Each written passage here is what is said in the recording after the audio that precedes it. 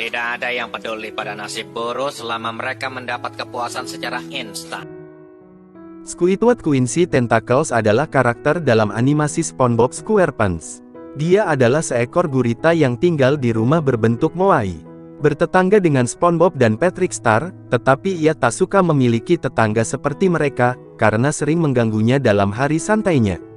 Ia juga bekerja di restoran Krusty Krab sebagai kasir bersama dengan SpongeBob.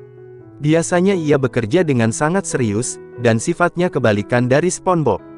Diketahui, Squidward merupakan sosok yang kasar, keras kepala, sombong, pemarah, egois, sarkastik, apatis, pesimis, dan terkadang sadis.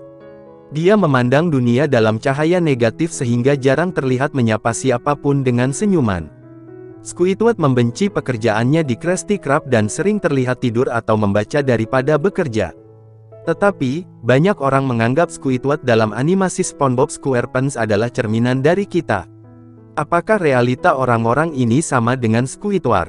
Mari kita ulas filosofi hidup Squidward dalam perspektif absurdisme.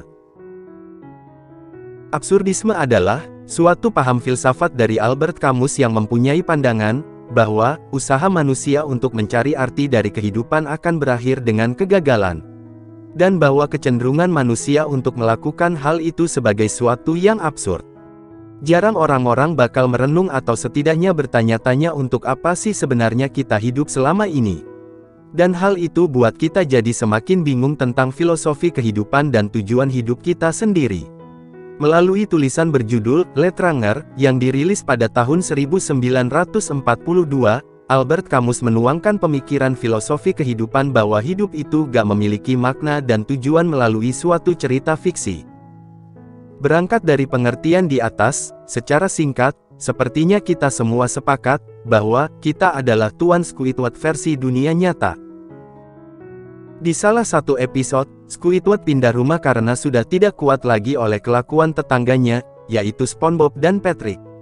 Di sini ia menemukan tempat yang cocok untuk dirinya, dengan rumah yang mirip seperti rumahnya yang ada di Bikini Bottom, juga para warga yang mirip dengan dirinya.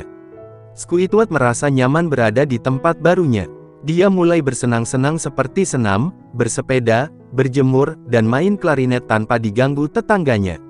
Dia melakukan itu setiap hari, sampai suatu ketika dia melakukan kesalahan hingga digeruduk massa. Di tempat ini, ternyata ada SpongeBob dan Patrick yang mencari tetangganya itu. Namun, tidak ketemu. Kemudian, tiba-tiba Squidward meluncur menggunakan roket dan jatuh ke tempat asalnya, Bikini Bottom. Hal tersebut sangat mirip dengan realita kita, di mana kita akan mencari kesenangan sementara ketika ada yang mengganggu hidup, kita mencoba melarikan diri dari masalah, yang sebetulnya masalah itu akan tetap mengikuti hingga pada akhirnya, mau tidak mau, kita akan menghadapinya lagi. Meskipun Tuan Squidward selalu ditimpa penderitaan, kemalangan, kesialan, kesia-siaan dan lainnya, tetapi dia mengajari kita beberapa hal. Salah satunya kesabaran, termasuk kesabaran menghadapi tetangga. Terkadang omongan tetangga memang bikin emosi. Squidward juga memberi kita contoh baik akan sesuatu yang penting.